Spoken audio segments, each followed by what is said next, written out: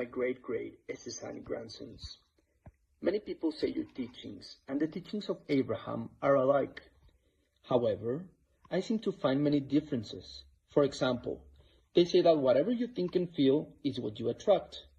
However, you say the beliefs are what generate thoughts and feelings, and therefore create a reality, one level above thought.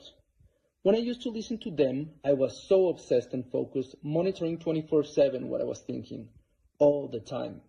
And if a negative thought came to my mind, I was like, cancel, freaking out.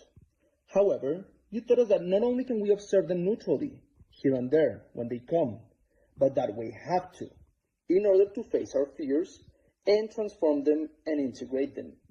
You cannot transform what you do not own, as you say.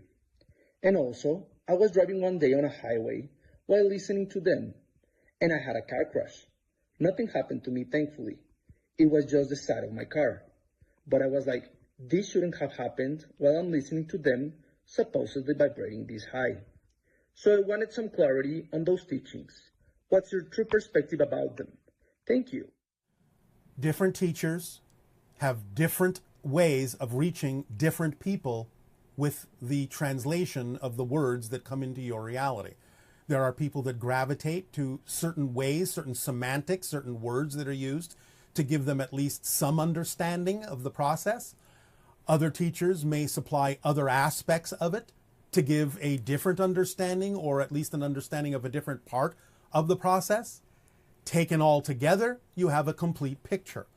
But that doesn't necessarily mean that an absolutely complete picture or the same delivery will come through every single being that is a source of information. That's why it's so important for you in your evolution, as you change, as you grow, to pick the pieces out of any source of information that work for you and leave the rest behind. It may simply mean that you're now at a different place in your life where you need to hear things and do things in a different way. And therefore you gravitate to maybe one teacher one time and another teacher or another source another time, because you are piecing together from different sources what works for you to create the path of least resistance for who you truly prefer to be. So it's not so much the idea that there's any contradiction. You're simply looking at things from different points of view, using different ways and methods that appeal to different people who have different belief systems and need to hear things and receive things in different ways at different times. Now, with respect to the idea of your car crash, there can be many different levels on which you can look at this. Number one, on a very simplistic level, you can say that you may have created for yourself an experience that on the most simplistic, basic physical level simply says, pay attention to what's going on when you're doing something physically, because you can get hurt if you're not paying attention. So on the simplest level, the most basic physical level, you could simply say it's a lesson of don't be distracted when you're doing something like driving a car. Otherwise, this is what happens or can happen. That's a very simplistic lesson on a very basic physical level. On other levels, you could say, all right, you were in a state of being where you realized that by being in that state of being, that no matter what happened around you, no matter how dangerous it seemed, you would emerge unscathed. And therefore, being on that level, in some sense, allowed you to experience a different reality than what you allowed the car to experience, proving to you that physical reality, in some sense, can be circumvented. And so that could be part of the lesson as well. So there can be many levels to this idea, but it is not always wise to assume that just because you believe you're on a certain level, that certain physical things can't happen. Because again, please remember, the basic concept is it's not about what happens, it's about what you do with what happens that shows what level you're on, what vibrational state you're in. So the idea is not that a car crash shouldn't have happened because I was on a high vibrational state. That's an insistence and assumption that doesn't necessarily serve the purpose of the experience, because it just demonstrated to you that just about anything can happen no matter what level you're on, because it's not about the idea of what happens, it's about the idea of what you do with what happens that really makes the difference in your experience of physical reality. So all these different things can come into play. It can be one or more or all of them. And it's up to you to determine what other lessons you can learn from having had that experience. But be open to the idea of not being insistent on what you think should or shouldn't be a reflection of the state you're in. Because again, that really shouldn't matter. Good day, Bashar. And to you, good day. Thank you so much for this co-creation. I'm so excited to talk to you. It is our passion and our pleasure to speak with all of you as well. I was surprised in your monologue. It's so playful. Yeah.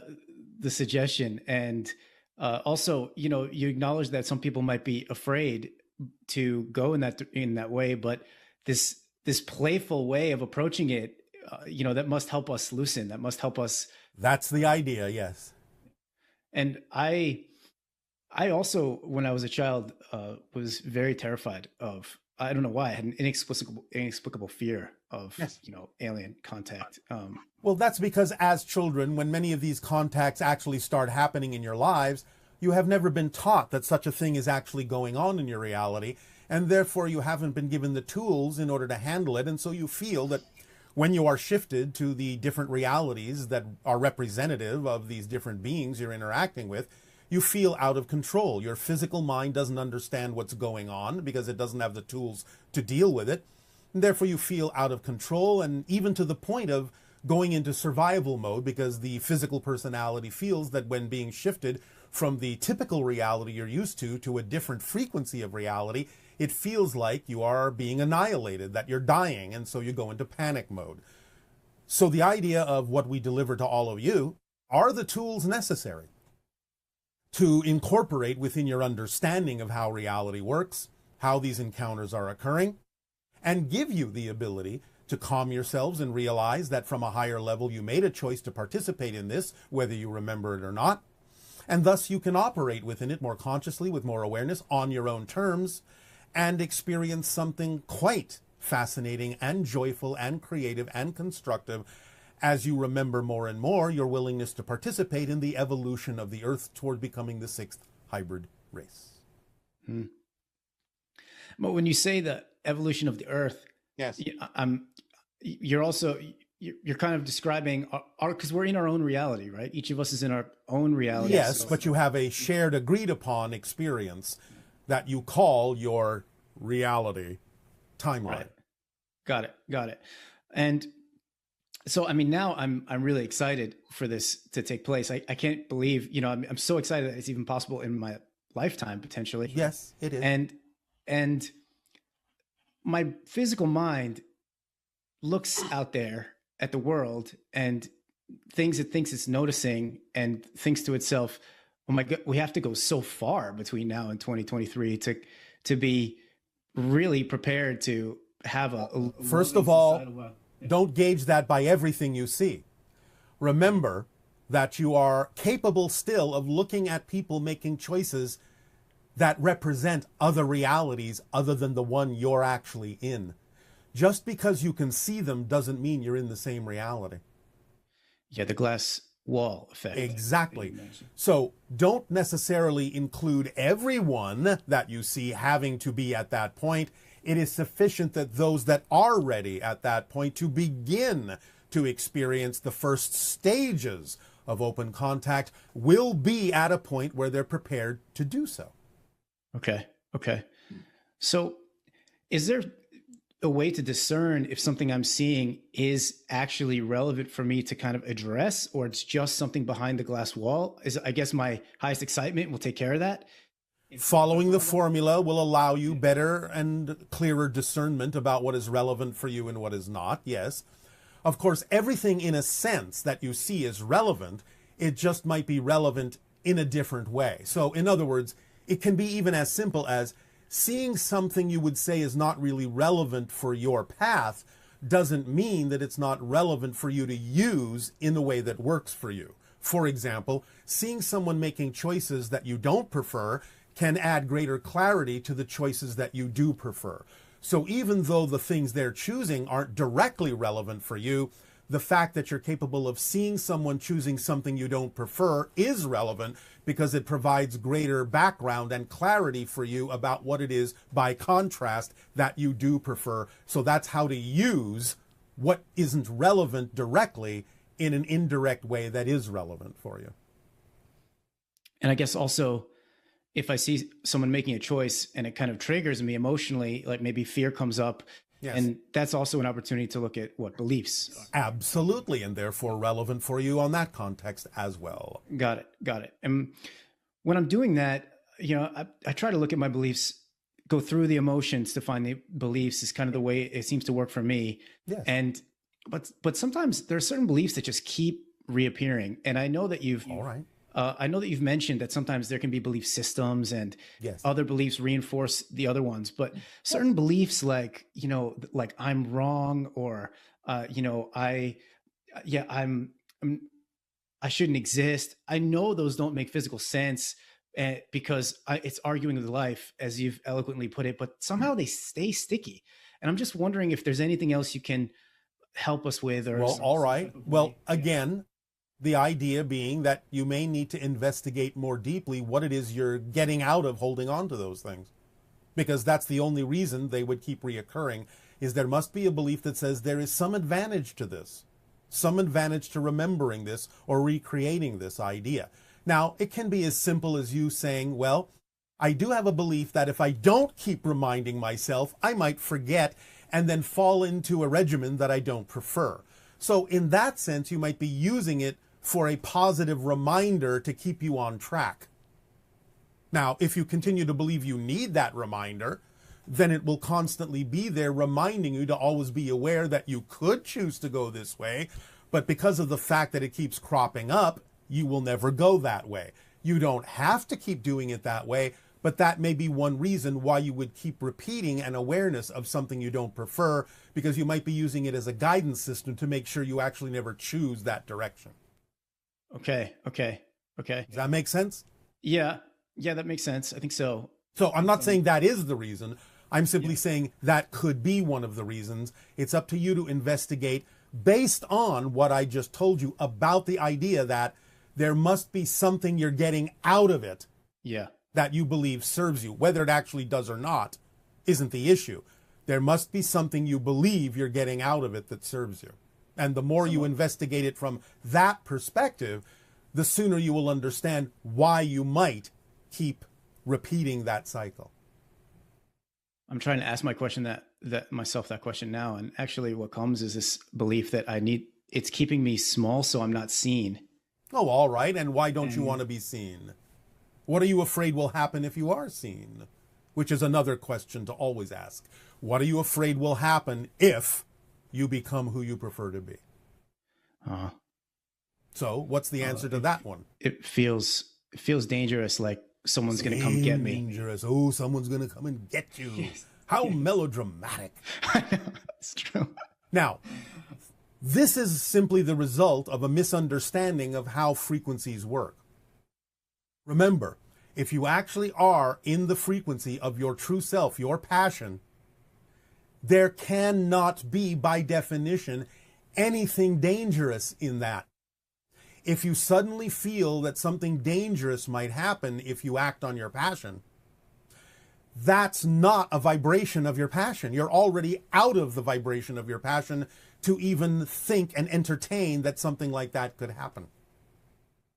I see. So the belief, the resistant belief has already kicked in. Yes, because you are conflating and contradicting the idea of the definition of passion with a contradictory vibration of something dangerous happening to you, which, if you understand the pure definition of your true self, knows that that's not possible. You can only experience even the idea of the fear of something happening if you've already left the vibration of your true self, which shows you still have a belief that says it's better and safer for you to leave that vibration. Because you would know, just through the idea of understanding the physics of it, that you cannot experience what you're not the frequency of. So if you are the frequency of your true self and passion, then how can you experience anything that is actually truly dangerous to you? Why would you attract it? Yeah. That makes a lot of sense. And again, at the same time, remember, that doesn't mean you won't see things that might symbolize the idea of what could be dangerous. But again, it doesn't matter what you see. It only matters what you do with what you see that makes the difference. And if you stay in your vibration of passion, you will always respond to what you're seeing, even if it's what you don't prefer, in a way that allows you to use it in a way you do prefer and get a benefit from it. So remember, being in the state of passion, your true self, doesn't mean you can no longer see things that are not representative of what you prefer. It simply means that you will respond to them differently, even if they still exist and are still perceivable in your reality. That's the measure of change. Many people on your planet confuse the idea that, oh, well, I'm on a different vibratory level, I should never be seeing these things again. That's not true. As you expand your consciousness, you don't become less aware of the negative, you become more aware of the negative, but you become less likely to choose it as your experiential reality. So the idea is, it doesn't really matter to a truly centered being what happens. It only matters to them what they do with what happens, because that's what makes the difference in their experience. Yeah, that makes a lot of sense. And I know. That's why I said it. Yeah, thank you. It's so interesting that the more we expand, actually, the more aware we become of negative choices. Well, of course, because the idea of positive and negative and the center point permeates all of existence. Therefore, as you expand your awareness of more and more and more of existence beyond the physical, you're going to learn about more of the positive and more of the negative, as well as the center point in the trinity of neutrality and balance between the two. I see. Yeah. Okay. Thank Thank you